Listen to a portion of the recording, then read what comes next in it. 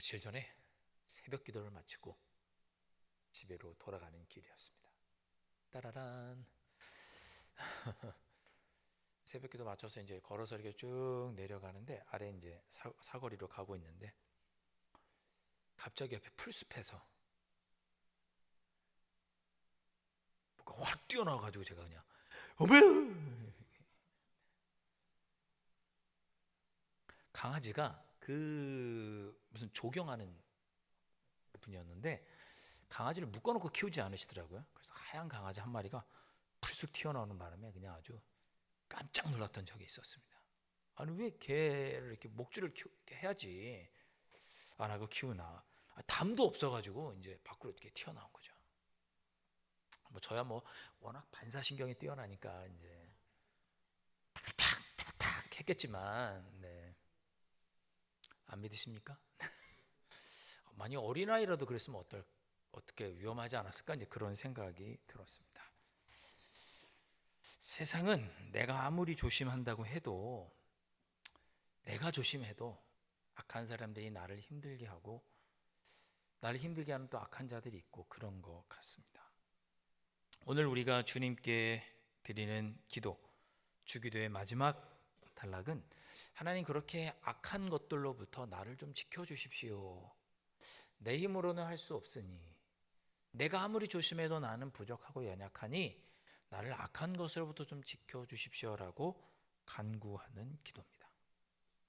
자, 우리가 주기도문을 쭉 살펴보고 있는데 총 6가지의 간구가 나오죠. 앞에 3가지는 하나님의 유익을 구하는 거고 뒤에 3가지는 우리의 유익을 구하는 간구입니다. 근데 뒤에 3가지, 4번째, 5번째, 6번째 간구도 사실은 앞에처럼 약간 삼위일체적인 구조를 갖고 있습니다. 예를 들면 이렇게 말씀드릴 수 있죠. 일용할 양식을 주십시오라고 기도하는 것은 전능하신 하나님, 천지를 창조하신 성부 하나님께서 나의 일용할 양식을 채워주십시오라고 기도하는 것입니다. 하나님, 성부 하나님, 나의 일용할 양식을 채워주십시오. 그리고 성자 예수님, 우리의 죄를 용서해 주십시오.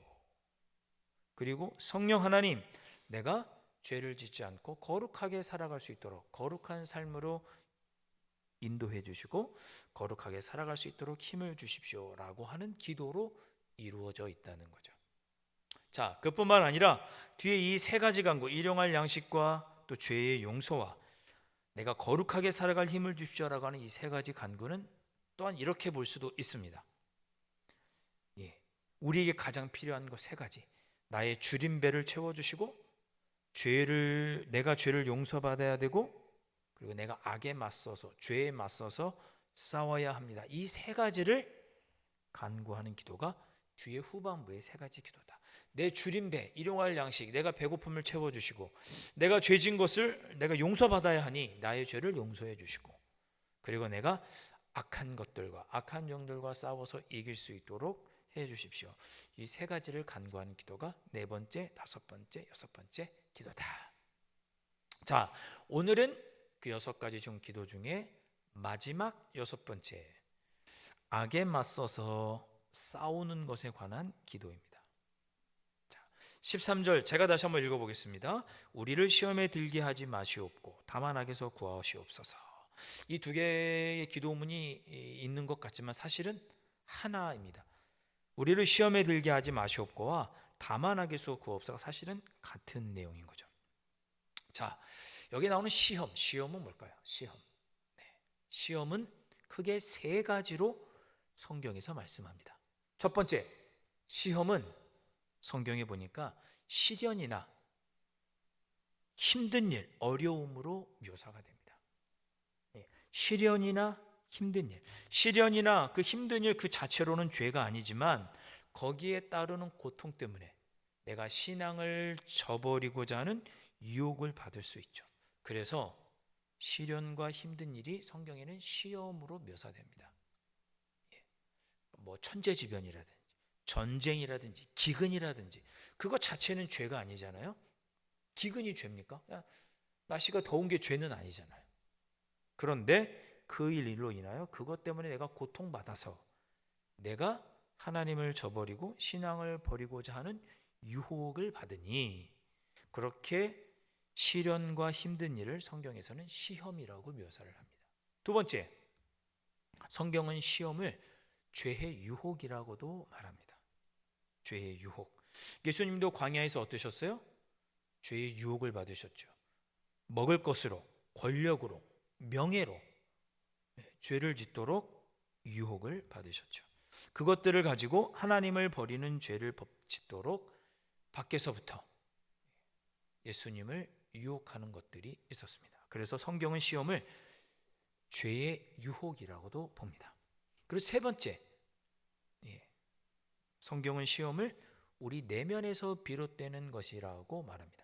야고보서 1장 14절 말씀, 오직 각 사람이 시험을 받는 것은 자기 욕심에 끌려 미혹됨이니, 이렇게 기록합니다. 욕심은 내 안에 있는 거잖아요. 내가 갖고 있는 거잖아요. 내가 시험 받는 이유는 뭐예요? 내 욕심 때문에 그런 거죠. 내 욕심 때문에. 밖에서 권력이나 먹을 것으로 유혹하기도 하지만 내 안에 욕심 때문에 내가 시험에 넘어가서 죄를 짓기도 하더라. 이런 것이 시험입니다. 시련이나 어려움, 또는 밖에서 나를 유혹하는 그 어떤 것, 또는 내 안의 욕심, 내 안에 있는 것, 그것이 모두 시험이 되는 거죠. 이 세 가지의 공통점이 있습니다. 뭐예요? 하나님을 떠나게 하는 것, 죄를 짓게 하는 것이 공통점입니다. 그러니까 시험은 그것이 어려움으로 다가오든지 또는 죄의 유혹이든지 내 안에서 있는 거든지 간에 나로 하여금 하나님을 버리고 죄를 짓도록 하는 것이 시험이다. 그렇게 보시면 되겠습니다. 그러니까 우리를 시험에 들게 하지 마시옵소서라고 하는 이 짧은 주님이 가르쳐준 기도는 간단한 기도가 아닌 거죠. 하나님 아버지, 내가 하나님 아버지를 떠나지 않도록, 내가 죄를 짓지 않도록 지켜주십시오라고 간구하는 기도입니다. 얼마나 중요한 기도. 기도는 짧지만 너무나 중요한 뜻을 담고 있는 거죠. 하나님, 제가 죄의 달콤함에 빠지지 않게 해주시고 마귀를 멀리하게 해주시고 견디기 힘들 정도로 힘들고 어렵지만 이 힘들고 어려운 중에도 제가 주님을 떠나지 않도록, 죄를 짓지 않도록, 하나님을 버리지 않도록 나를 지켜주십시오 라고 하는 기도가 우리를 시험에 들게 하지 마시옵고 라고 하는 기도입니다. 자, 그렇게 되니 자연스럽게 다만 악에서 구하옵소서랑 연결이 되는 거죠. 하나님, 제가 죄의 유혹에 빠지지 않게 해주시고 다만 악에서 구원해 주십시오 라고 이렇게 기도가 연결이 됩니다. 그래서 두 개 같지만 하나인 거죠. 이번 한 주간 우리가 고난주간 특별 기도회를 갖습니다. 여러분들이 이런 기도를 하셨으면 좋겠습니다. 우리 지난 금요일에는 우리 하나님 나에게 복을 주십시오, 나에게 약속한 복을 주십시오라고 당당하게 요구했잖아요. 근데 이번 한 주간은 어떻게 기도해야 돼요? 하나님, 내가 죄에서 유혹에 넘어가 죄에 물들지 않도록 나를 지켜주십시오.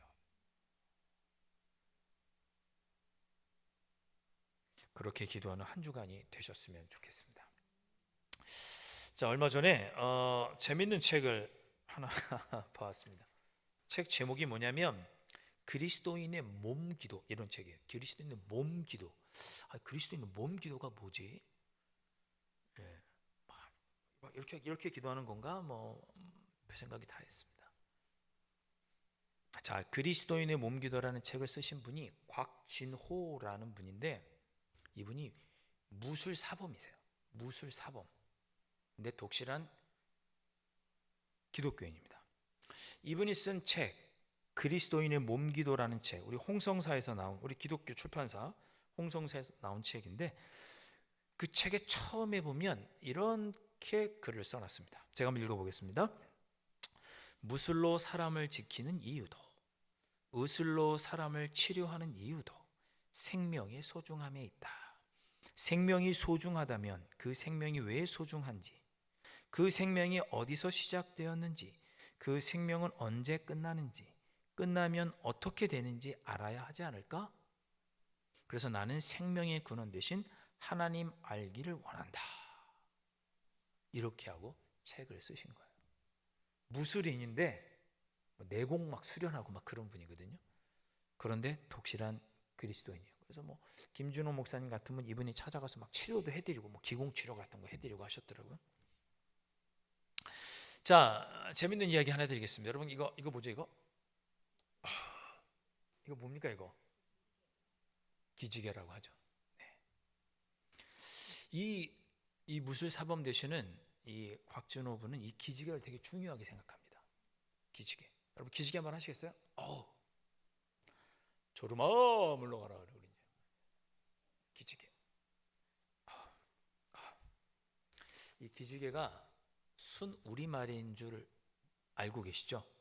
우리말이긴 한데 어떤 사람들은 한자에서 유래되었다라고 추측하기도 합니다. 한자라면 어떻게 될까요?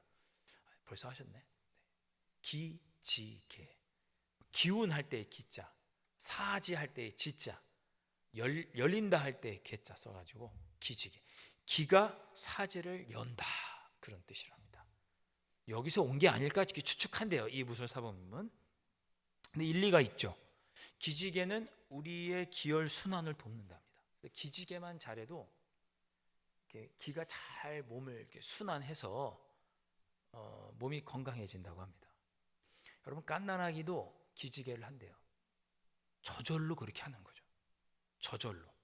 그러니까 이 기지개는 그냥 사람의 생존 본능인 거예요. 가르쳐 주지 않아도 갓난아기도 기지개를 합니다. 자, 그러면 이 기지개 할 때 이 기는 어떻게 하면 생기느냐? 이분의 말에 따르면 좋은 호흡을 하면 기가 생긴다 이렇게 말합니다.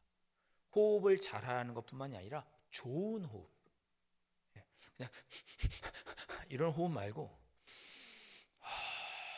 좋은 호흡을 하면 기가 잘 순환이 되면서 몸이 건강하다 그런 이야기를 하십니다. 그러면서 이분은 좋은 호흡이 우리의 몸의 기를 잘 순환하고 사람의 몸을 건강하게 하는 것처럼 그리스도인도 영혼의 호흡인 기도를 통해서 영적인 건강을 누릴 수 있다고 보고 무술과 영적 호흡인 기도를 연결해서 지금도 많은 사람들에게 몸도 치료하고 영적인 부족함, 영적인 회복도 돕고 있는 그런 분이 누구냐? 곽진호 무술사범이세요. 이분이 쓴 책이 있는데 한번 읽어보세요. 재밌습니다. 자, 이분의 이야기를 쫙 읽다 보니까 이 기직에 대한 이야기도 듣고 하다 보니까 주님께서 우리에게 기도를 가르쳐 주신 이유를 새삼 생각해 보게 됩니다. 왜 우리에게 기도를 가르쳐 주셨을까? 굳이 가르쳐 주셨을까? 성경에 보세요. 예수님께서 찬양하는 건 가르쳐 주지 않으셨습니다. 찬양하는 거 가르쳐 주셨나요? 주차 관리 어떻게 하라고 가르쳐 주지 않았고 죄정은 어떻게 회개를 어떻게 된다고 가르쳐 주지 않으셨습니다. 기도를 어떻게 해야 하는지 가르쳐 주셨어요. 설교도 어떻게 해야 되는지 가르쳐 주지 않으셨어요. 기도를 어떻게 해야 되는지 가르쳐 주셨습니다. 왜? 좋은 호흡을 하는 것이 사람을 건강하게 하는 것처럼 올바르고 좋은 기도를 하는 것이 사람의 영혼을 살리고 나아가 육신까지도 건강하게 할 수 있기에 주님은 우리에게 좋은 기도, 올바른 기도를 할 수 있도록 기도를 가르쳐 주신 거죠. 여러분, 그러니 기도하실 때 특별히 오늘 주신 말씀을 생각하시면서 기도를 통해서 여러분이 죄를 이기셨으면 좋겠고 기도를 통해서 하나님의 뜻을 이뤄드렸으면 좋겠고 기도를 통해서 능력을 공급받아 능력 있는 그리스도인으로 살아가시기를 주님의 이름으로 축복합니다. 이분 이 이야기를 좀 더 하고 싶지만 시간 관계상 안 하겠습니다. 이분은 서서 기도하기를 또 추천을 해요. 왜? 무술에서도 서서 하는 게 되게 도움이 되는데 성경을 보니 다 서서 기도했다는 거예요. 성지순례 갔더니 다 서서 기도했대요. 성지 유물을 보니까 예수님도 서서 기도하시고. 자, 이분 이야기는 나중에 기회가 되면 제가 또 책을 소개해 드리도록 하겠습니다. 주님께서는 우리에게 영혼의 호흡, 올바른 기도를 통해 영적으로 건강하게 살아가도록 기도를 가르쳐 주셨습니다. 그러니 우리가 영적인 호흡을 잘 해서 오늘 아침에는 제가 말씀드렸죠. 오늘은 또 기도, 오후에는 기도와 말씀, 우리 신앙의 가장 기본기인 기도와 말씀, 이 두 가지를 잘 유지하셔서 능력 있는 그리스도인으로 살아가시기를 다시 한번 주님의 이름으로 축복합니다.